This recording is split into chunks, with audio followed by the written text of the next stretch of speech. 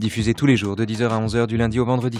Les nouveaux chemins sont réalisés cette semaine par François Connac avec Philippe Etienne et Bruno Gagnère à la technique et préparés par Geneviève Méric, Mathilde Unger, Géraldine Mosna-Savoie, Jeanne-Marie Roux et Adèle Van Rett.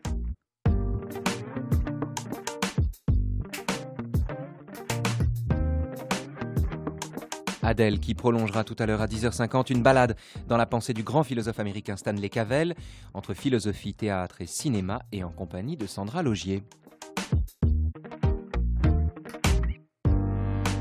Suite ce jeudi d'une semaine dans À la recherche du temps perdu. Suite et suite, puisque nous continuons aujourd'hui une conversation entamée hier, c'est-à-dire tout à l'heure, c'est-à-dire en novembre dernier. Une conversation avec le philosophe Jacques Dariulla, dont la voix se serre, vous l'aurez entendu, dès qu'il parle de Proust, et dont les travaux sont disponibles et pillables sur jdariulla.net. Allez-y, vous verrez, c'est une mine d'or.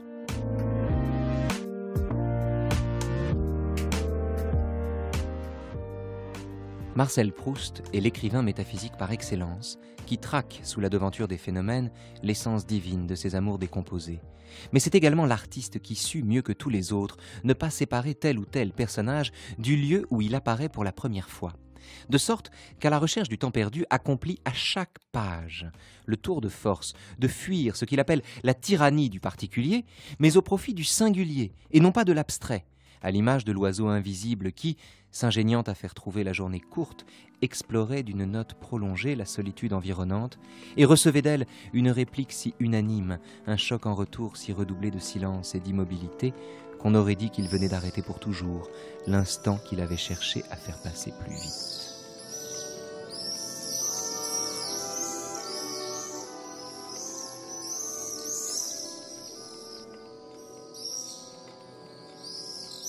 Alors, il faut revenir, ou repartir plus exactement, Jacques Dariulla, de ce que vous dites, de cette vérité supérieure, finalement, à la vérité véritable du geste de Gilberte. Le geste de Gilberte, dont il découvre bien des années après qu'il est un geste obscène, une invitation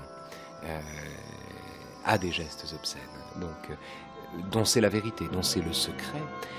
Ce geste-là, ce que le narrateur en conserve en s'en tenant juste à ce qu'il perçoit, a, dites-vous et disiez-vous, plus de vérité que la vérité du geste lui-même. À quel titre? De quelle façon? Comment concevoir ça? Est-ce que ça tient tout simplement au génie qui est le sien, au génie du narrateur? On en parlait d'ailleurs avec Mireille Naturel au début de la semaine. Le génie du narrateur qui consiste à être constamment subjectif. C'est un roman écrit à la première personne et en même temps une subjectivité qui préserve, qui ménage, j'allais dire, toute la totalité d'une altérité finalement. Qu'y a-t-il de... En quoi est-ce que la perception qu'a l'enfant du geste est-elle plus juste, plus exacte que l'intention véritable qui préside à ce geste? C'est une question difficile, oui. Parce que tout d'abord, c'est la vérité du geste qui... c'est-à-dire son obscénité, qui est plus exacte que l'illusion ou que le rêve que l'enfant va tisser autour de lui. Sinon, nous serions conduits à dire que la littérature est une sorte de rêverie artificielle que nous tissons à seule fin de refouler le réel. Ce qui serait finalement faire de la littérature un mensonge et ce qui nous éloigne infiniment du projet proustien. Donc on ne peut pas penser en ces termes. Et la matérialité de l'étreinte est la vérité de l'amour. Proust ne le niera pas du tout. Et dans la scène de Sodome et Gomorrhe, cela est exprimé de façon plus crue, et plus crue encore dans la flagellation du Prométhée enchaîné de Charlus dans la maison close sur laquelle, par hasard, dit-il, parvient le narrateur dans Paris nocturne. Du temps retrouvé. Du temps retrouvé, parce que c'est la guerre, et qu'il y a l'extinction des feux. Donc il y a une vérité dans cet aveu brutal de la matérialité de notre condition, une vérité fondamentale sur laquelle que Proust ne s'agit pas de nier le réel, encore une fois, en faisant de la littérature, au sens où les Goncourt font de la littérature, où Le Grandin fait de la littérature avec des belles phrases. Le Grandin, c'est le snob, hein, rappelons-le juste en peu de mots. C'est un personnage extraordinaire. Oui. Extraordinaire. Et dont le langage est fleuri. Qui affecte le nihilisme en permanence, et qui est d'un snobisme absolu. C'est la mauvaise littérature, dans la mesure où il ne parle bien que pour ne jamais dire la vérité, hein, à savoir l'adresse du château des Cambremer. Bon. Oui, parce Donc, que le Grandin voilà. est cousin des Cambremer. Voilà. Les Cambremer ont un Voilà. château à Balbec. Oui. Le narrateur part à Balbec parce Oui. qu'il a des étouffements et qu'il va se soigner là-bas. Oui. Les parents du narrateur demandent à Le Grandin l'adresse des Cambremer et Le Grandin tarde, refuse de la leur donner parce qu'il ne trouve pas ça assez chic. Voilà. Exactement. Donc il ne s'agit pas du tout de dire que être écrivain, c'est faire du Le Grandin. C'est faire des phrases pour esquiver la vérité. Rien n'est plus opposé, évidemment. C'est forcément une très mauvaise littérature, et rien n'est plus opposé au point de vue proustien. Donc l'obscénité du geste de Gilberte est une vérité. En même temps, je crois que cette vérité, elle est quasiment indicible. Enfin, elle est le fait même de notre matérialité charnelle. Le langage étant peut-être par essence une sorte de refoulement de la présence, de la pure présence, qui est ce en quoi, ou ce dans l'espérance de quoi le plaisir peut être vécu. Oui, mais il y a deux choses, parce que... Alors, oui. Pardon, mais il y a deux choses. Il y a effectivement un geste qui révèle la vérité de l'effroi charnel. Oui. Bon. Et de ce point de vue, effectivement, Proust n'est pas bégueule. Il ne nie pas cette vérité-là et il n'emploie pas son langage et ses arabesques à nier cela, tout au contraire. Donc, ce serait une erreur de penser que Proust fait partie de ces écrivains précieux qui dissimulent justement la vérité. Un contresens absolu. Ce serait un contresens absolu. C'est le contraire. Hein. Proust ne cesse au contraire justement de traquer cette vérité. Mais en l'occurrence, la question que je vous posais sur le geste de Gilberte était que, indépendamment de l'obscénité du geste, c'est qu'il y a une vérité, une intention. Finalement, c'est qu'il finit par découvrir cette intention. Or, la charge de vérité que contient la perception, j'allais dire, hors de l'intention de Gilberte, la perception pure du geste, quelle est la différence en somme entre la charge de vérité que contient la perception pure du geste de Gilberte et le moment où rétroactivement il s'aperçoit qu'en fait c'était un geste obscène? Mais je crois que le geste de Gilberte n'a de vérité que dans la mesure où il est vu par l'effroi romanesque qui le refoule. Car enfin, je pense que Théodore voit les choses beaucoup plus simplement et qu'il va dans les souterrains de Roussainville s'amuser avec les filles de la région. Mais aussi, Théodore a tort. Il n'a pas compris ce qu'est l'angoisse et la vérité du désir chez les hommes. Il n'a pas vu la charge de temps, justement, accumulée sur le point de regard du désir. En ce sens, celui qui ne voit que la matérialité du désir ne voit pas le désir, en fait. Il passe à côté de la réalité. Alors que c'est au contraire la véritable littérature qui saura restituer toute la charge affective qui se cristallise sur ce surgissement du réel que le langage, à moins d'être très artiste, refoule. Et c'est tout le travail du langage artiste de faire venir justement le réel. C'est frappant, dans l'analyse de Proust, on voit venir. Hein. Il y a vraiment par exemple, le visage de Gilberte, on le voit surgir de la page. Hein. Il y a un effet de réel, presque d'hallucination, que réussit Proust. Et cette hallucination n'est possible que par le biais de la littérature. Et c'est à ce moment-là qu'on prend conscience de la gravité du désir. Alors que si le geste de Gilberte avait été immédiatement compris comme un jeu agréable et qui ne prête pas à conséquence, ce qui est une stupidité, hein, ce qui est passer à côté justement de ce qui fait l'essence du désir humain, donc passer à côté de la vérité, eh bien on serait dans l'erreur. Donc la littérature ne recouvre pas le désir, au contraire exprime la charge affective qui en fait un point d'appui, un centre aveugle autour duquel se gravite toute existence humaine. Et il faut ce travail de remémoration littéraire pour donner toute sa puissance au désir. Alors que sa simple littéralité le fait tomber dans une apparente banalité qui est le pire des mensonges, car ce n'est pas banal.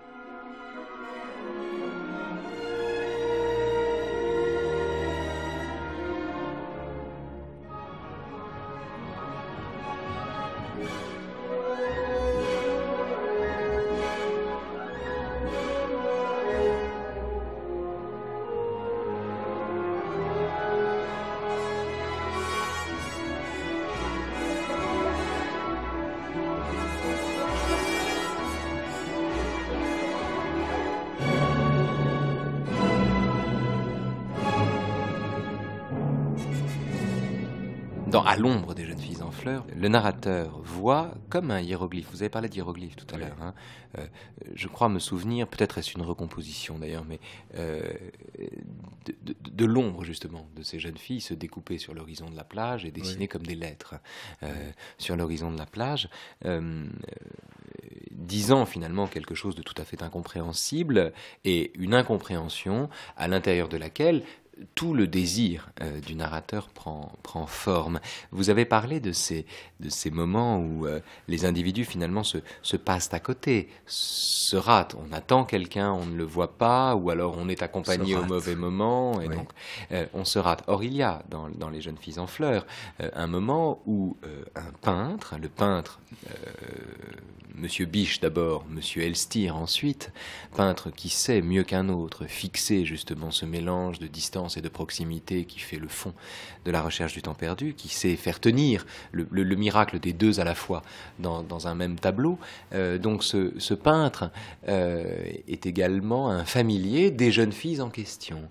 Et donc le peintre Elstir, qui est véritablement l'artiste pour le coup abouti de la recherche, est également celui qui permet au narrateur de rentrer en contact avec les jeunes filles en fleurs et par là même de faire tomber quelques-uns des masques où le désir trouvait à se loger qui séparent le narrateur des jeunes filles. Il y a notamment une scène où les jeunes filles arrivent, croisent le peintre, le narrateur marche à côté du peintre et il tourne le dos parce qu'il sait que le peintre va l'appeler pour lui présenter ces jeunes filles. Il tourne le dos, il fait mine de regarder autre chose et il attend.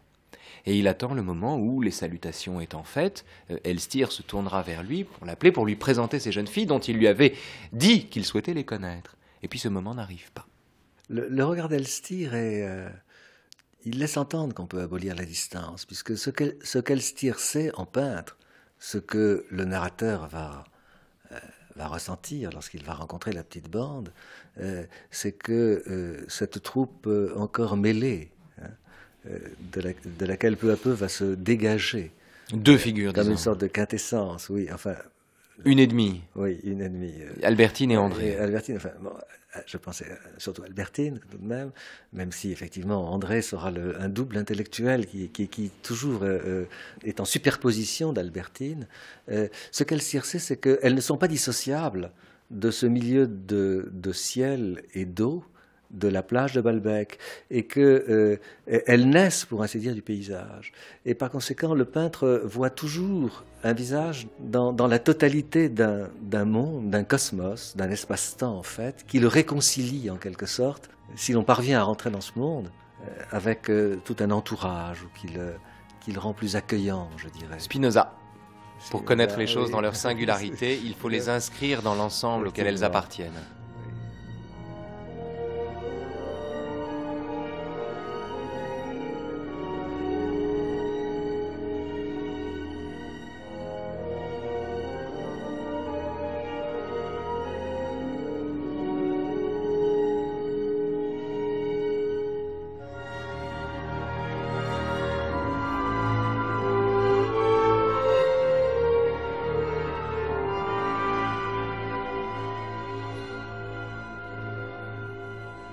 Revenons à la matrice, à la source, puisque hier nous parlions de Méséglise, parlons de Guermantes.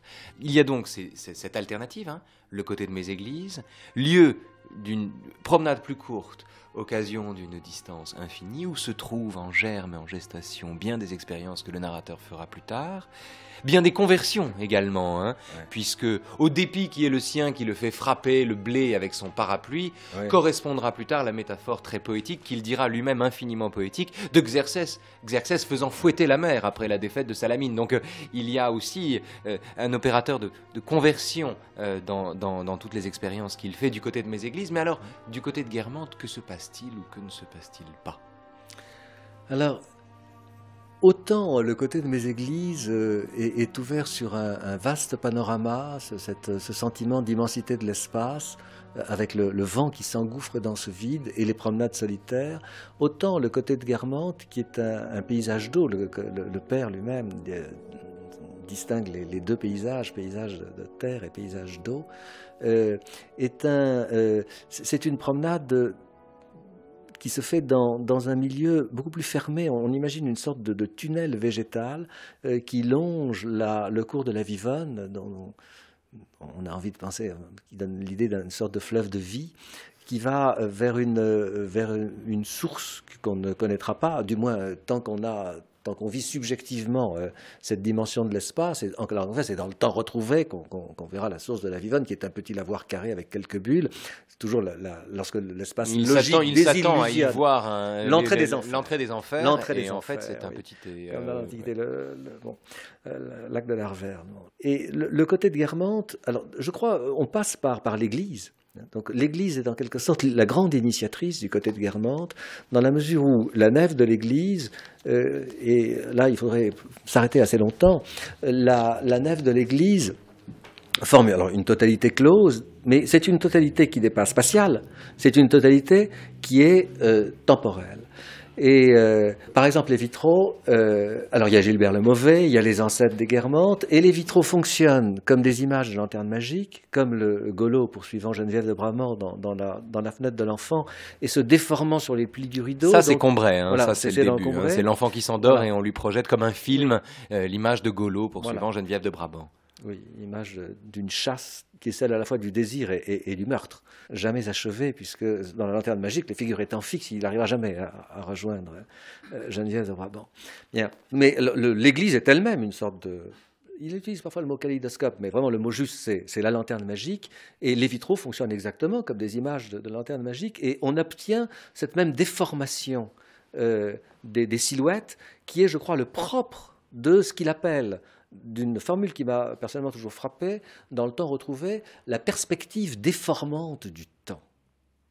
Dans le temps retrouvé, lorsqu'il utilise cette expression, la perspective déformante du temps, il veut dire que les visages, les corps, ont été tellement torturés, suppliciés par le temps, que lors de cette matinée où il a longtemps été absent de Paris, il peut à peine reconnaître ceux qui étaient familiers de sa vie à l'époque du côté de Guermantes et encore de Sodome et Gomorrhe, et que le temps a travaillé les visages de façon, en les rendant quasi monstrueux, en faisant des caricatures, comme dit, on ne vieillit pas, on se caricature.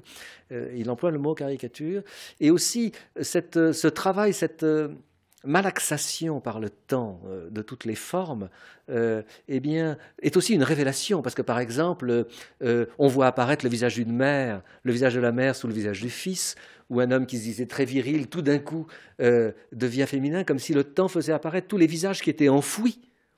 Parce qu'il y a une mémoire du temps, comme il y a une mémoire subjective, et tout le passé qui est en nous émerge à la surface du visage ou du corps par le travail, la torture, on peut dire, ou le supplice lent que le temps fait subir au corps et aux formes. De même que Golo se déforme, s'allonge irréellement sur les plis du rideau, de même que les vitraux, dans cette boîte à lumière, dans cette boîte de l'espace-temps que représente l'Église, les vitraux se déforment sur le pavage, de même sur le pavage de l'Église, de même que les tombes des abbés de Guermantes ou des ancêtres des Guermantes, eh bien, car ce qui est frappant dans cette église, c'est que tout est mou, tout est en voie de transformation, tout est malléable. C'est une pierre malléable, une pierre élastique. Par exemple, le bénitier sur lequel les paysannes viennent prendre l'eau bénite, eh bien, a tellement été usé par le geste pieux de prendre l'eau bénite que ces pierres sont devenues rondes, déformées, et que les tombes avec les inscriptions funéraires sur le sol pavé de la nef, les pierres tombales sur le sol de la nef de Saint-Hilaire, eh bien, comme les fidèles marchent sur ce lieu, les lettres, et d'ailleurs c'est irréel, ce qu'il dit est impossible, parce que il nous dit que les lettres ont été comme déportées, comme du miel, dit-il, c'est comme une matière extrêmement... le miel, c'est une sorte d'or liquide, enfin de lumière liquide, d'un liquide un peu épais, et qui par conséquent, tout l'espace de l'église est une lumière intérieure. Il dit d'ailleurs même que les vitraux ne sont jamais aussi beaux que quand il n'y a pas trop de lumière dehors, parce qu'il y a une lumière propre à l'église. Elle crée elle-même sa propre lumière, ce qui est d'ailleurs l'essence de l'intériorité, le lieu où la pensée s'éclaire elle-même en son intimité. Mais l'intériorité est également le lieu, justement, où on est spectateur de l'intérieur de ce passage du temps et de ce travail du temps et de la possibilité également pour ce travail du temps d'être perçu non pas seulement comme un travail de destruction mais également comme un travail de recomposition ou de révélation. Ou de révélation. Il y a un autre exemple de cela, oui. juste un point, il y a un autre exemple de cela, on en a déjà parlé, pas avec vous, mais le moment où à la fin de Sodome et Gomorrhe, il voit arriver sa grand-mère alors qu'elle est morte et qu'il en a fait le deuil. Et en réalité, il s'aperçoit que c'est sa mère. Et sa mère, d'ailleurs, qui est peut-être le seul autre qui lirait ses pensées ou dont il pourrait lire les pensées, oui. Sa mère lui dit « Mais tu crois voir ta pauvre grand-mère ?» comprenant ce qui se passe dans son esprit et comprenant qu'elle-même est en train de prendre les traits de sa mère oui. Disparue. Il y a souvent, d'ailleurs, en amont des grandes expériences temporelles oui. que fait le narrateur dans la recherche, des premières sommations, si j'ose dire, des premiers moments qui sont des premières étapes qui nous conduisent un peu comme quand un astéroïde va s'écraser sur la Terre, il est précédé de petits astéroïdes qui oui. s'écrasent successivement et qui annoncent en fait l'arrivée de la fin du monde. Oui. De superposition ou de surimpression de visage qui fait que la vérité du désir comprend combien l'espace véritable est un espace malléable, en voie de transformation.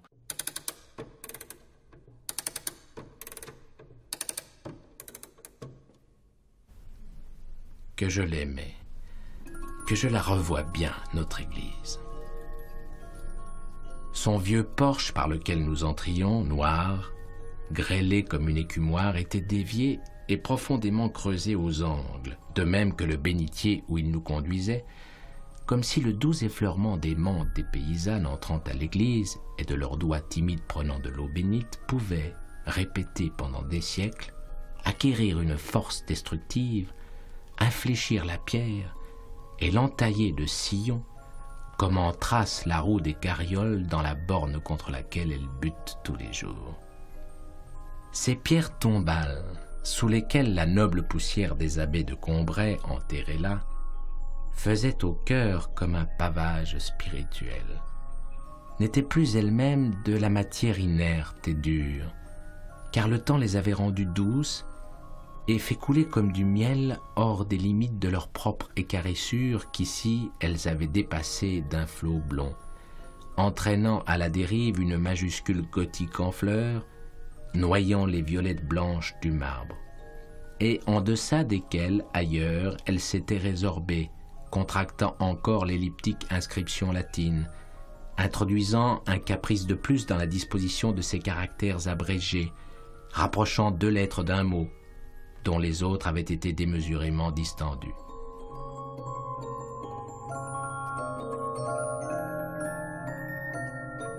Lorsque Proust nous dit à propos des pierres tombales que les lettres sont sorties de la pierre et que déformées fantastiquement, elles se déplacent comme si c'était un miel liquide qui pouvait s'étaler, c'est évidemment délirant. Et je veux dire que lorsque nous marchons sur un sol, nous usons, nous effaçons, mais nous ne pouvons pas déplacer le dessin d'une pierre. C'est donc un espace entièrement fantasmatique qu'il est en train de nous décrire qui marque, qui est le signe, je dirais, de l'inscription de la quatrième dimension du temps, qui est la vérité du monde de l'expérience dans les trois dimensions de l'espace. Et alors, tout ce temps est comme totalisé dans l'intérieur de l'Église, ce qui fait que c'est une église, c'est un sanctuaire. Et un sanctuaire, c'est un lieu qui n'est pas dans l'espace, qui n'est pas dans le temps, mais c'est une sorte de bulle d'éternité, je dirais. Et je dirais qu'on peut même dire que l'écriture de la recherche n'est rien d'autre que la tentative de donner à cet espace d'éternité, à cette bulle d'éternité, la dimension de toute sa vie. Mettre toute sa vie dans l'église de Combray en la totalisant par le travail d'écriture selon Soliloque, qui s'adresse à ce qui est le plus essentiel en nous et qui est le véritable dialogue peut-être, mais enfin de la recherche, c'est ce que va tenter de faire Proust. Parce que Proust parle lui-même à propos du travail de réminiscence dans le temps retrouvé, il dit qu'il a une valeur d'éternité. Et je crois qu'il faut bien comprendre qu'il s'agit bien d'éternité, c'est-à-dire C'est-à-dire pas de perpétuation de Absolument. la durée. Ça n'est pas Voilà. ça qui est en jeu ici. C'est autre Absolument. chose. L'éternité n'est pas l'immortalité. Il y a On retrouve l'image de l'oiseau, hein, d'ailleurs, qu'il croisait du côté de Guermantes Oui. ou de Méséglise quand il allait se promener avec sa mère, Ah et oui. dont la note prolongée inscrivait justement l'éternité Oui, dans le temps. le suspens du temps, oui. Il y a une merveilleuse légende dans l'Antiquité qui permet de comprendre cela. C'est celle de la Sibylle de Cumes. On la trouve rapportée, par exemple, dans les Métamorphoses d'Ovide. Et la Sibylle de Cumes a été aimée, jeune fille d'Apollon. Et Apollon, pour la remercier de cet amour, lui propose de satisfaire son souhait, quel qu'il soit. Et la jeune fille dit, je ne veux pas mourir, je veux être immortelle. Et ce don d'immortalité lui est accordé, et le résultat, c'est qu'elle va vieillir infiniment, et ce qui est l'idée même de l'enfer, ce qui est le pire des supplices. Et si bien qu'à la fin, et ça on trouve ça dans le Satyricon de Pétrone, à la fin, la Sibylle de Cumes est si vieille qu'elle se dessèche, elle devient une cigale qui est enfermée dans une petite cage à la porte du temple de Cumes. Et la cigale, dite en grec, il y a une sorte d'allitération, ce qui évoque un peu le crissement des élytres de la cigale. Elle répète toujours, devenue ratatinée et ossifiée, devenue insecte, elle répète toujours « je veux mourir ». Il y aurait beaucoup à dire sur l'éternité. Je crois que les Grecs, d'ailleurs, n'ont jamais connu que l'immortalité. Mais cet exemple ne suffit à nous faire comprendre que l'éternité n'est certainement pas un temps illimité.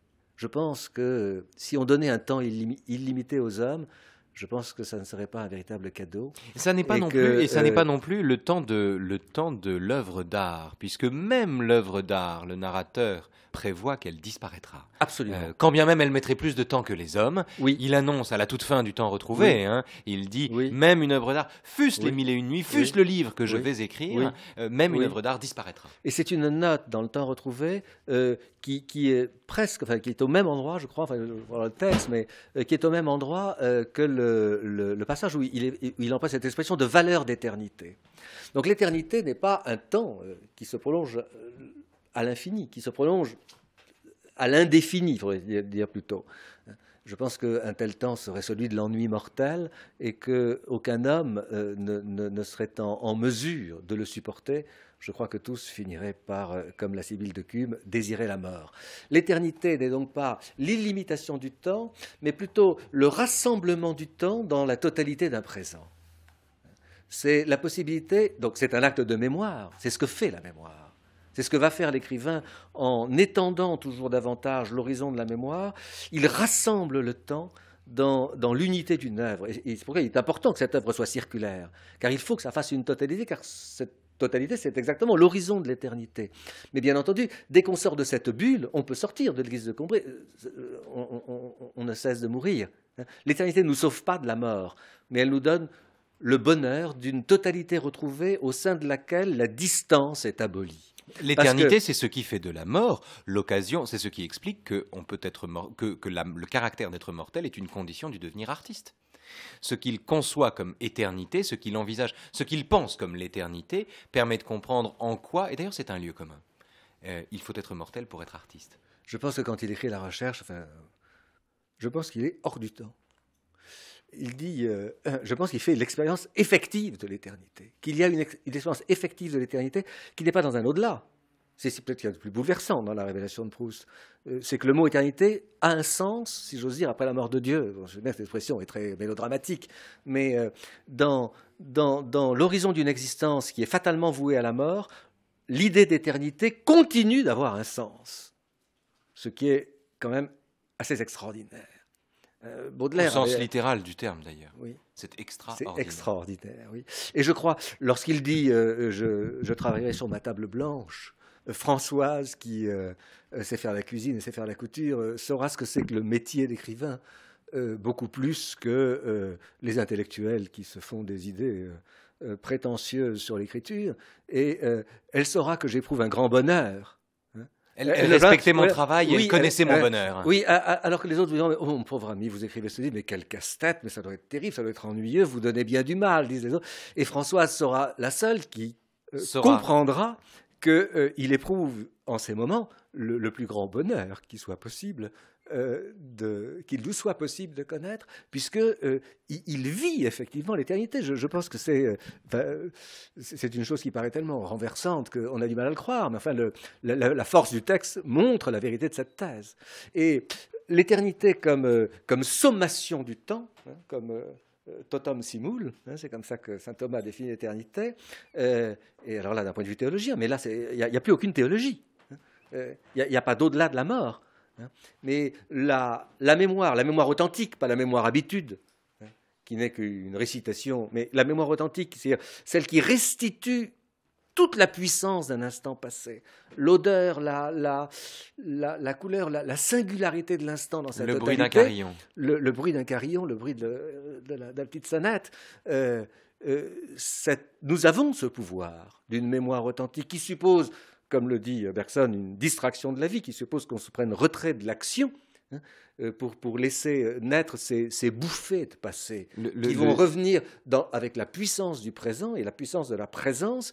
Alors, on peut dire que, oui, nous sommes et nous éprouvons, puisque vous parlez de Spinoza, que nous sommes éternels. De temps en temps, comme par distraction, la nature fournit des âmes détachées de la vie. Hein, c'est Bergson qui le dit. Voilà. Ces âmes détachées de la vie sont celles qui savent faire l'expérience de quelque chose, disons, conserver cette chose sans la filtrer. Sans l'interpréter. Quand le narrateur retrouve, à la fin du temps retrouvé, le bruit du carillon de la porte d'entrée, hein, de la maison où nous nous trouvons, si j'ose dire, enfin de la maison imaginaire du narrateur, dont le point de départ est le lieu où nous sommes aujourd'hui, quand le narrateur retrouve ce bruit, il le retrouve en lui-même. Il retrouve le bruit lui-même. Ça n'est pas le bruit médié, filtré par le sens qu'il lui donne, par le désir qu'il peut en avoir, par ce qu'il signifie. Non, c'est le bruit tout nu, si j'ose dire. C'est le présent restitué en son intégralité. Il arrive à voir le monde, et peut-être est-ce là finalement l'ambition de la recherche. Il arrive à voir le monde indépendamment de lui. Oui. Il a une expression étonnante à propos de la cuillère qui frappe le verre et qui rappelle le bruit de la clochette. Il dit, j'avais saisi, alors je ne sais pas la position exacte, mais j'avais saisi un peu de temps à l'état pur, la quintessence du temps. Je me suis longtemps demandé, enfin, qu'est-ce que ça veut dire, hein. Je pense qu'il veut dire que dans le temps de l'action, précisément, nous sommes dans la succession. C'est exactement ce que dit Bergson. Bon, l'action se fait un programme, l'homo faber se construit un programme, il s'invente un avenir par un passé qu'il recompose lui-même par le mouvement rétrograde du vrai en fonction de ses intérêts du présent. C'est l'homme qui fabrique, c'est l'homme qui se sert des outils, qui compose le monde à son intention. Ce temps-là, on ne le saisit pas, on le poursuit. C'est comme une eau qui nous glisse entre les doigts. Mais comment voulez-vous saisir du temps? Pour saisir du temps, il faut avoir un réceptacle. L'Église est ce réservoir de temps, hein, cette réserve de la mémoire où le temps va s'accumuler et devenir œuvre. Elle est vraiment la matrice de l'œuvre, je pense. Et matrice montre à quel point aussi elle est maternelle, hein, puisque elle est le lieu où s'abolit la distance. Et saisir un peu de temps pur, c'est parvenir à accumuler une quantité de temps dans le réceptacle de l'éternité, exactement. On a ici le secret de l'attention que le narrateur porte à ce qui est inutile. On se dit, il passe son temps à s'intéresser à des choses parfaitement inutiles, à la forme d'une fleur, à une haie d'aubépine, à l'odeur à l'odeur des nuages, à la couleur des nuages, à l'odeur des plantes, au bruit d'un carillon, etc., etc. Il passe son temps à s'intéresser à ce qui est inutile. Or, pourquoi le fait-il? Parce que précisément, il dépouille les objets de leur utilité, du filtre de l'utilité qui est celui de l'homo faber, qui est celui de l'homme qui se sert des choses finalement pour avancer dans la vie. Il remplace le temps quotidien par le temps de chaque instant. Oui, et aussi parce que dans cette accumulation du temps, dans le réservoir de l'éternité, ce qui est rendu, c'est la singularité. Et cette singularité, cette extrême singularité de l'ici maintenant, qui est ce que perd le temps inattentif de l'action, des gens sérieux qui s'imaginent qu'ils ont des choses importantes à faire, plus importantes que écrire à la recherche, cette extrême singularité, elle se reconnaît à la qualité du détail. C'est donc précisément, c'est ce qui distingue le souvenir abstrait, celui de l'agenda, si vous voulez, de cette bouffée de présence qui du passé qui émerge dans l'éternité de la mémoire et qui par là même devient œuvre d'art, qui devient la matière de l'œuvre d'art. C'est la signification du travail d'écriture pour Proust. Et c'est le moindre détail. C'est pas simplement, je me souviens de la Madeleine, mais c'est le détail du granulé, c'est la couleur de la lumière, c'est les sons, les sons qui étaient dans la rue dans cette seconde, qui sont restitués dans une sorte pas de temps immobile. Parce que toute la temporalité est en nous, toute notre vie nous accompagne, hein. Nous l'oublions et nous finissons par tomber dans cet abîme, mais par le travail d'écriture, nous pouvons redonner chair et vie à cet abîme, justement, au sommet duquel nous sommes juchés et dont nous nous détournons quand nous vivons inattentivement, c'est-à-dire stupidement. On comprend à cet égard que redonner chair et vie aux objets, c'est précisément y voir, ou plus exactement les voir sous le filtre, cette fois-ci, mais le filtre révélateur de l'œuvre d'art. Absolument. Redonner chair aux objets, c'est les sortir de leur chair immédiate, précisément pour en trouver le corrélat, le pendant artistique. Quand Swann voit la charité de Giotto sous l'allure d'une servante, quand le narrateur entend un opéra finalement dans la rue qui est en bas de chez lui, quand il offre cette traduction artistique, constamment artistique, cette métamorphose artistique des événements les plus ordinaires de la vie, il rend leur chair aux événements eux-mêmes, loin de s'en éloigner au profit d'un monde imaginaire qui serait le monde de l'art. Absolument. Voir artistiquement une œuvre d'art, c'est lui rendre sa chair. C'est lui rendre sa chair dans l'éternité d'un présent. Oui, absolument. C'est la fonction même de l'art et en même temps c'est sa force et son mystère. Je veux dire encore un mot sur ce thème de jeu de perspective, parce qu'on est là dans des systèmes de perspective au fond, dans cet espace dont la quatrième dimension est celle du temps. L'image qu'on trouve dans le temps retrouvé, on m'accusait, on me reprochait d'écrire un livre au microscope et d'accorder beaucoup d'attention à des détails, alors qu'en fait... C'est Proust qui le dit. Alors qu'en fait, j'avais l'impression d'utiliser un télescope pour faire apparaître ce qui était éloigné de moi, non pas de milliards d'années-lumière, mais d'une infinité de l'abîme du temps.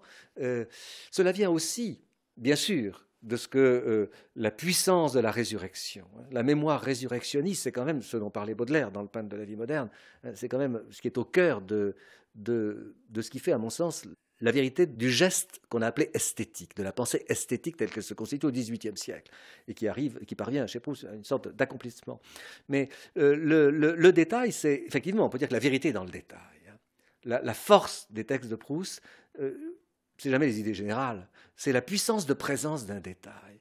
Par exemple, l'extraordinaire présence des aubépines avant la découverte du regard du sphinx de Gilberte. Ces fleurs sont décrites avec un soin.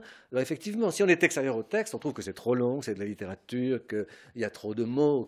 Mais en fait, il y a là une espèce de magie résurrectionniste qui rend, avec toute sa violence, la présence d'un présent, la mémoire du présent, comme dit Saint-Augustin, c'est ça. Et le souvenir du présent, comme dit Bergson. Et le souvenir du présent, comme dit Bergson. Voilà, le présent redevient, fait acte de présence. Et par conséquent, c'est au détail qu'on le reconnaît, justement. Ces choses petites sont le signe de quelque chose de colossal, en fait, qui se produit, puisque ce n'est rien d'autre que l'émergence de l'éternité. Et qu'est-ce qu'il y a de plus bouleversant que la venue de l'éternité au sein même du temps? Exactement comme dans le village de Combray, il y a ce sanctuaire, c'est bien un sanctuaire, toute la recherche est un sanctuaire, cette bulle d'éternité qui rassemble le temps et qui va... Qui est la source du mythe des Guermantes. Donc le singulier est c'est pas seulement les petites choses qui paraissent petites, qu'on croit voir au microscope. Elles ne sont pas seulement petites parce qu'elles sont éloignées dans le temps. Elles sont petites parce que c'est dans l'extrême acuité du détail que se signale la puissance quasi hallucinatoire du présent dans l'effet résurrectionniste de l'art. Ce qui, en termes poétiques, donne tout simplement la conversion du particulier en singulier. Quand le narrateur visite l'église de Balbec, il a très envie de voir l'église de Balbec. Il part avec sa grand-mère pour la première fois. On est dans le 2e volume de la recherche, le moment où il va à Balbec pour la première fois avec sa grand-mère. Sa grand-mère le laisse une journée parce qu'elle veut voir des amis sur le chemin. Et comme sa grand-mère, c'est très drôle, ne veut pas arriver tout bêtement à Balbec. Elle en profite pour s'arrêter en chemin chez des amis. Et je dis de mémoire, elle le laisse visiter Balbec, ce qui laisse penser d'ailleurs qu'il a déjà un certain âge, puisqu'il est en âge de visiter tout seul un endroit qu'il ne connaît pas. Donc il visite là et il se retrouve devant l'église de Balbec, dont il a tant rêvé qu'il est évidemment, comme toujours, comme quand il voit la Berma pour la première fois, déçu. Et il est déçu et il emploie cette expression qui est celle de la tyrannie du particulier. En somme, l'inconvénient de l'église, c'est qu'elle existe, et que, existant, elle n'est plus qu'elle-même. Bon. Et en même temps, toute la recherche travaille, on l'a suffisamment dit, sur cette conversion. Comment d'une telle déception faire la matière de l'art? En quoi consiste cette déception? Que signifie-t-elle? Et finalement, comment rendre la réalité digeste malgré tout ce qui la précède, tout l'imaginaire qui la précède? Est-ce qu'on peut dire donc que ce que vous décrivez ressemble à une conversion du particulier, c'est-à-dire du cas particulier d'un imaginaire plus général, comme il y aurait dans un jugement déterminant des cas particuliers qui viendraient s'inscrire à l'intérieur d'un concept plus vaste. Voilà, les exemples d'une règle générale. Les exemples d'une règle générale. Oui. Le cas particulier deviendrait un être singulier, c'est-à-dire porteur en lui-même de sa propre loi, nomothétique, on dirait, c'est-à-dire chargé en lui-même de sa propre signification, de sa propre loi, n'étant précédé de rien, mais ouvrant, lui, pour le coup, sur un monde, et j'allais dire presque une norme nouvelle. Ce que j'ai vu jusqu'ici, c'était des photographies de cette église, et de ses apôtres, de cette Vierge du Porche si célèbre, les moulages seulement. Maintenant, c'est l'église elle-même, c'est la statue elle-même. Ce sont elles les uniques. C'est bien plus. C'était moins aussi, peut-être. Comme un jeune homme, un jour d'examen ou de duel, trouve le fait sur lequel on l'a interrogé, la balle qu'il a tirée, bien peu de choses quand il pense aux réserves de science et de courage qu'il possède et dont il aurait voulu faire preuve, et de même mon esprit, qui avait dressé la Vierge du Porche hors des reproductions que j'en avais eues sous les yeux, inaccessible aux vicissitudes qui pouvaient menacer celle-ci, intacte si on les détruisait, idéal, ayant une valeur universelle, s'étonnait de voir la statue qu'il avait 1000 fois sculptée, réduite maintenant à sa propre apparence de pierre, occupant par rapport à la portée de mon bras une place où elle avait pour rival une affiche électorale et la pointe de ma canne, enchaînée à la place, inséparable du débouché de la Grand-Rue, ne pouvant fuir les regards du café et du bureau d'omnibus, recevant sur son visage la moitié du rayon de soleil couchant, et bientôt, dans quelques heures, de la clarté du réverbère, dont le bureau du comptoir d'escompte recevait l'autre moitié, gagnée, en même temps que cette succursale d'un établissement de crédit, par le relent des cuisines du pâtissier, soumise à la tyrannie du particulier, au point que, si j'avais voulu tracer ma signature sur cette pierre, c'est elle, la Vierge illustre, que jusque-là j'avais douée d'une existence générale et d'une intangible beauté, la Vierge de Balbec, l'unique, ce qui hélas voulait dire la seule, qui, sur son corps encrassé de la même suie que les maisons voisines, aurait, sans pouvoir s'en défaire, montré à tous les admirateurs venus là pour la contempler la trace de mon morceau de craie et les lettres de mon nom. Et c'était elle, enfin, l'œuvre d'art immortelle et si longtemps désirée, que je trouvais métamorphosée, ainsi que l'église elle-même, en une petite vieille de pierre dont je pouvais mesurer la hauteur et compter les rides.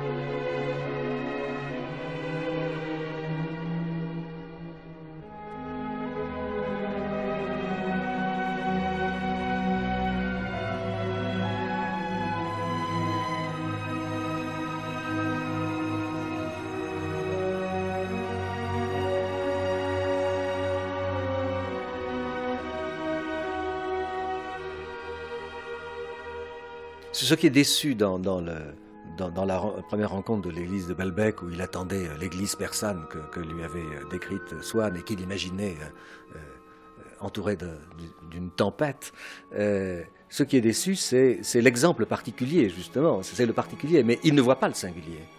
Le particulier refoule le singulier. Et la puissance résurrectionniste, pour employer l'expression baudelairienne, car Baudelaire est pour beaucoup dans la formation de cette esthétique, et il est sans cesse présent, je crois, dans la recherche. La puissance résurrectionniste de la mémoire restituera le singulier, bien au-delà alors de la platitude du particulier, qui n'est jamais que l'exemple d'une règle générale. Ça passe aussi par le désir mimétique, puisqu'il y a une conversation avec Elstir un peu plus tard dans Les jeunes Oui. filles en fleurs, et Elstir lui dit « Mais vous êtes fou, c'est génial, Oui. c'est magnifique ». Et alors, se souvenant de cela, la gloire d'un souvenir fait que finalement, il découvre quelque chose. En tout cas, il chemine, il progresse dans cette résurrection par l'évocation que lui fait un homme dont il admire l'œuvre. Absolument. Mais qui est un artiste, justement. Hein. Et c'est le meilleur éducateur. Alors que Swann n'écrira jamais son livre sur Vermeer.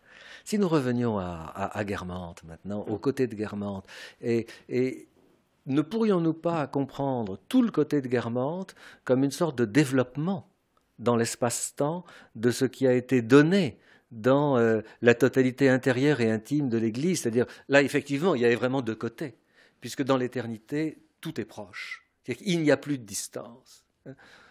De même que un village entier est restitué comme magiquement dans ce puits à images qu'est la tasse de thé, ou de Tilleul, bon, celui de la tante de Léonie ou celui de la mère, de même toute la vie. Mais c'est ma vie, c'est moi, dit-il. Dans le temps retrouvé, c'est moi-même. Tout cela est totalisé donc dans le cercle de l'œuvre. Et je crois que le côté, c'est ce que représente, à mon sens, enfin, c'est comme ça que je lis le texte, c'est comme ça que je l'éprouve du moins, c'est ce que représente le côté de Guermantes, c'est-à-dire c'est un côté de l'intimité. J'avais parlé tout à l'heure, j'ai dit un tunnel végétal, effectivement c'est un monde clos, on n'y va pas seul, alors qu'il n'y a pas ce vent, c'est au contraire un monde un peu confiné, même, et dont pourtant la limite, tout autant que du côté de mes églises, ne sera jamais atteinte d'ailleurs, hein, comme s'il y avait une profondeur insondable au centre de l'intimité.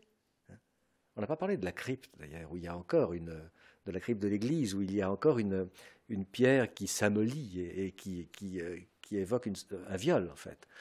Sur la tombe, il y a dans la crypte de Saint-Hilaire de Combray, il y a un tombeau mérovingien où l'on raconte que c'est une jeune princesse mérovingienne. On a montré d'ailleurs que ce texte se rapporte précisément au récit des temps mérovingiens d'Augustin Thierry, qui est sans doute le livre que lit le narrateur dans le jardin de Combray. S'il y a d'une époque barbare où les rois pouvaient réaliser immédiatement leur désir, si sauvage soit-il dans l'instant même, donc un temps du rêve, le temps purement onirique où le désir ne connaît plus la résistance du réel, une lampe serait tombée sur la pierre du tombeau et aurait entaillé, aurait fait une valve. Le mot est étonnant, valve, ça évoque le mot vulve, dans la pierre, aurait créé donc une fente dans cette pierre qui, je le répète, qui est frappante dans l'Église, elle est toujours... c'est une chair molle, une chair qui ne cesse de se métamorphoser à la façon des corps déformés, mais cette fois terriblement, dans le temps retrouvé. Donc, je disais que cette intimité charnelle, où la matière devient fluide, qui est celle de l'intimité de l'intérieur de l'Église, de Saint-Hilaire, se prolonge du côté de Guermantes, qui est un chemin liquide, là aussi. C'est l'eau qui domine. Alors, il y a des tourbillons, il y a lorsque l'on jette des appâts sur le fleuve de vie, il y a des têtards inaniciés, ce mot bizarre, inanicié, que Proust emploie, que je n'ai vu dans aucun dictionnaire d'ailleurs, qui s'agglomèrent dans ces qui se on peut pas dire cristallisent, mais ça serait souvent les pétrifiés, qui s'agglomèrent au point où le sens est imminent, un peu comme il y avait un bouchon qui tremblait juste avant qu'il rencontre Gilberte, comme si c'était le pressentiment que la présence allait advenir. Donc tout est liquide d'un monde végétal. On n'y va jamais seul, on y va en compagnie des parents. Donc on est dans la proximité. C'est une longue promenade, c'est le labyrinthe infini de l'intériorité et de l'intimité. C'est le lieu du bonheur, en fait, je crois. Et c'est précisément parce que Guermantes est vécu sur ce mode que le château des Guermantes va prendre une dimension idéalisée et qui restera comme le pôle inaccessible et l'Orient inaccessible et impossible du bonheur, comme si à la limite de la promenade de Guermantes, on arrivait à une sorte d'autre monde, hein, puisque l'entrée des enfers, c'est le passage entre ce monde et un autre monde. Non pas celui des morts, mais celui de l'éternité retrouvée ou du temps retrouvé.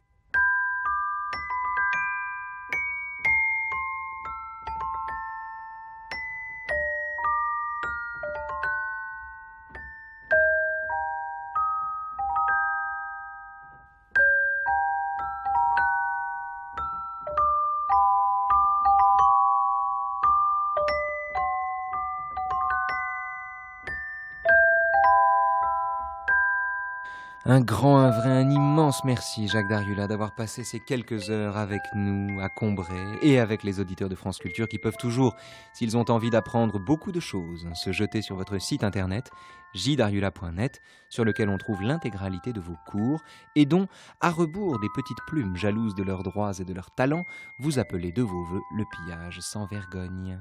Pour l'heure, on retrouve, comme tous les jours, le journal des nouveaux chemins de la connaissance et Adèle Van Rett. Bonjour Adèle.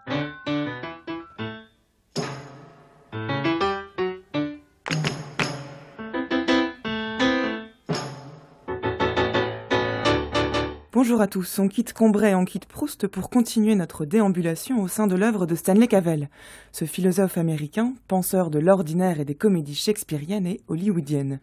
Hier, nous avons parlé des comédies de remariage avec Sandra Logier, spécialiste de Stanley Cavell, qui nous accompagne toute cette semaine. Bonjour Sandra Logier. Bonjour. Donc on était resté en suspens hier sur l'idée que pour Cavell, la philosophie ne se trouvait pas uniquement dans les textes de philosophes, à proprement parler, mais aussi, par exemple, au cinéma. C'est ce qu'on a vu ça hier. Mais quand je dis le cinéma, il ne s'agit pas de n'importe quel cinéma, puisqu'il s'agit en l'occurrence de comédies hollywoodiennes des années 40. Et ces trois aspects sont importants, puisque généralement, quand les philosophes s'intéressent au cinéma, ils s'intéressent plutôt à ce que nous appelons des classiques, qui sont des films peut-être soit de la nouvelle vague, qui sont en noir et blanc, où on n'en parle pas beaucoup. Donc là, on est vraiment à l'opposé des films qui sont généralement pensés par les philosophes. Alors, est-ce qu'il faut comprendre cet intérêt que porte Stanley Cavell au cinéma comme une autre expression de sa réflexion sur l'ordinaire, finalement, Sandra Logier, dont nous avions parlé lundi dernier? Alors, de fait, la réflexion sur le cinéma est aussi une réflexion sur ce que c'est que la vie ordinaire, puisque le cinéma a pour objet aussi cette vie ordinaire et nous représente des couples qui, tout en étant d'une certaine classe sociale, bien sûr, dans les comédies du remariage, sont malgré tout des êtres humains ordinaires dans des situations, tout ce qu'il y a de plus ordinaire, puisque le mariage, le divorce font partie d'une réalité qui n'a rien d'exceptionnel. Et donc l'intérêt pour le cinéma, c'est en effet un intérêt pour ce que c'est que cette réalité ordinaire.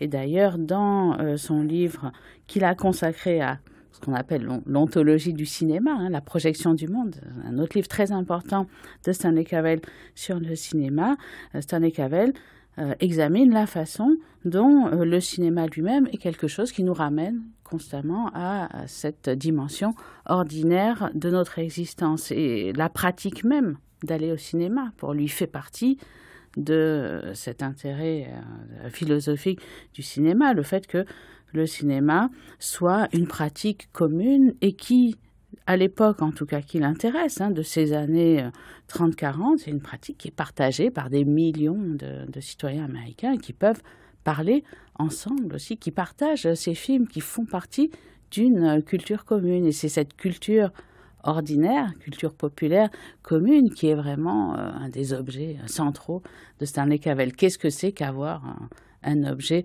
commun qu'on appelle culture populaire? Voilà, et à partir de là, Stanley Cavell produit toute une réflexion sur ce qu'est la culture américaine, ce qui le conduit à se poser la question de l'existence ou non d'une philosophie américaine. Donc c'est intéressant de voir en quel sens, finalement, le détour par le cinéma et par l'analyse de comédies de remariage des années 40 qui ont été tournées à Hollywood, le conduit à s'interroger sur la constitution d'une philosophie américaine. Et on voit que le lien, là, du coup, entre le cinéma et la philosophie est beaucoup plus fort que ce qu'on peut penser. Le cinéma n'est pas qu'une façon d'illustrer des thèses philosophiques, mais il pose en lui-même des questions proprement philosophiques. Sandra Logier. Je crois que c'est un des apports les plus forts, vous avez raison, de cette philosophie de Cavell, c'est cette façon de réhabiliter le cinéma, mais pas seulement donc comme objet sur lequel des philosophes ou des critiques peuvent dire des choses très intelligentes et que, à la limite, le cinéma ne sait pas lui-même, mais vraiment comme une sorte de source et d'œuvre de pensée en tant que telle. Et pour Cavell, il est très important pour l'Amérique, pour la constitution d'un véritable patrimoine de pensée américain, que l'ensemble de ces films, que cette production de Hollywood qu'on a parfois tendance à négliger, en tout cas surtout aux États-Unis, parce qu'en France, on a toujours respecté cette production de Hollywood, cela fait partie de la cinéphilie à la française. Mais aux États-Unis, ce n'est pas forcément le cas. Et Stanley Cavell a beaucoup travaillé à mettre l'ensemble de ses films, et d'autres également, les mélodrames, et également la production postérieure de Hollywood. Mais ce que vraiment Stanley Cavell veut faire, c'est faire reconnaître ces films comme faisant partie, et même étant une part essentielle de l'héritage culturel américain, qui ne peut du tout être de même nature que celui que nous avons, nous, en Europe, avec des siècles donc de littérature, d'œuvres, de réflexion philosophique. Il y a une spécificité de la pensée américaine de ce point de vue-là. Ça, c'est une question passionnante, justement, de savoir ce qu'est la philosophie américaine. On en parlera plus précisément demain, quand on parlera d'Emerson et de Thoreau, notamment, et de tout ce courant du transcendentalisme américain. Restons un instant sur le cinéma quand même. Vous montrez bien l'importance qu'a le cinéma pour Stanley Cavell, et notamment pour cette interrogation de la constitution ou non d'une philosophie américaine. Mais Stanley Cavell s'interroge également sur le cinéma de manière plus direct. Vous avez cité la projection du monde dans ce livre. C'est ce que vous disiez. Stanley Cavell propose une réflexion ontologique sur le cinéma, c'est-à-dire qu'il se pose la question: quelle est l'essence du cinéma ? Oui. Qu'est-ce que c'est que cet objet qu'est le cinéma ? Et ce qui est intéressant, c'est qu'en se posant cette question, on fait de nouveau le lien avec la question du scepticisme, puisque la conclusion à laquelle Stanley Cavell arrive, c'est que le cinéma, c'est une expérience vécu du scepticisme. Oui, c'est une image mouvante du scepticisme. Comme il le dit, et ce qui intéresse Stanley Cavell, et en cela il se singularise vraiment aussi au sein des études de cinéma, c'est vraiment quelque chose d'original. Donc il s'intéresse à ce que c'est que cette expérience même d'aller au cinéma, en tant donc expérience du scepticisme et représentation d'un monde dont je ne fais pas partie, je ne suis pas ça, la projection du monde, voilà. Ce qui est le titre français de The World Viewed, c'est bien ça.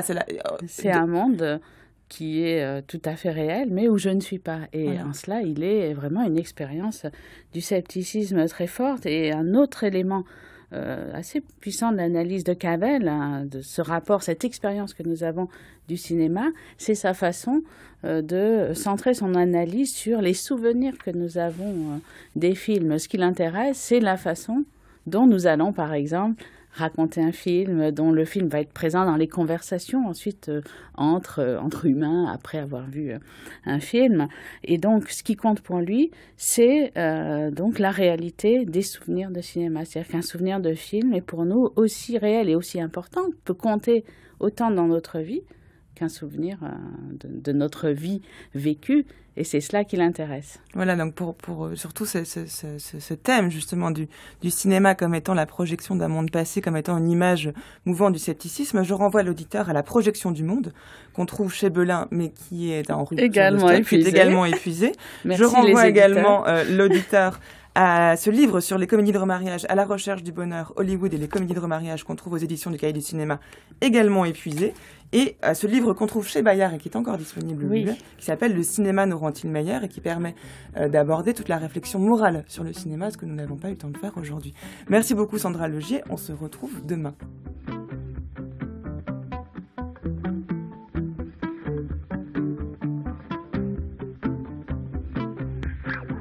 Voilà, merci à tous. On se retrouve demain pour la fin de cette semaine, de ces semaines sur Proust et sur Stanley Cavell, en compagnie toujours dans le journal des Nouveaux Chemins de la Connaissance de Sandra Logier, et pour nous du psychanalyste Michel Schneider, qui viendra, comme il se doit, vous parler de maman.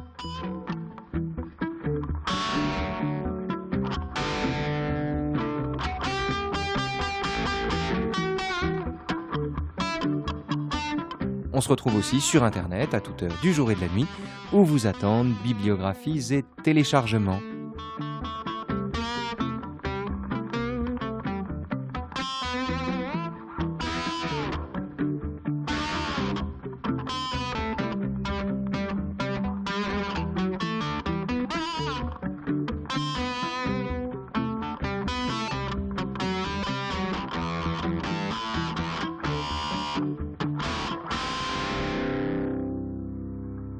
10h59 sur France Culture. Dans un instant, question d'époque.